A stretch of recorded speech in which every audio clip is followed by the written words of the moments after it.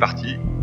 On est novembre 2012, on est déjà sur les Jeux de 2016. Donc première étape, c'est faire un état des lieux de ce qui existe.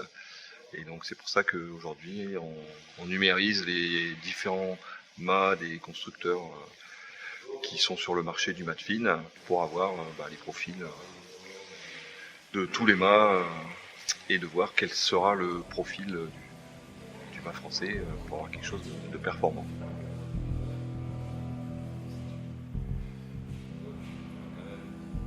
Donc le plus simple pour nous, c'était de numériser la forme en 3D et puis après numériquement de créer des sections pour avoir à différentes hauteurs du mât les sections et comparer les différents mâts entre eux au niveau de chaque section. Le NV SN s'est équipé en système de métrologie en 3 dimensions, on peut dire. Donc il y a eu une première étape en 2012 donc avec un système de palpage qui permet en fait de définir des entités géométriques ou des points avec une grande précision dans l'espace. Donc en 2013, on va compléter cet investissement par un système similaire mais qui va permettre de déterminer des surfaces et non plus des points. Donc c'est le système qu'on utilise aujourd'hui.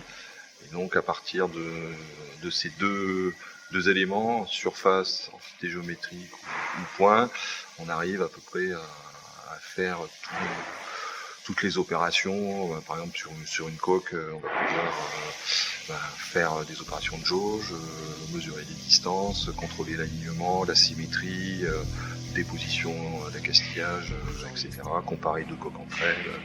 Donc voilà, donc c'est vraiment un outil. Donc on franchit un cap avec ces outils-là. L'objectif au travers de cet investissement qui est quand même assez important pour l'école, c'est s'ouvrir ce champ d'expérimentation, mais aussi plus largement de s'ouvrir à l'ensemble des sports nautiques.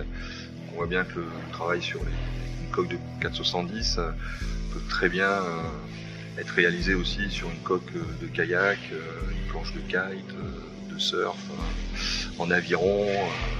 Donc tout ce travail sur la numérisation du matériel et le travail sur la forme est évidemment utilisable par beaucoup de fédérations nautiques.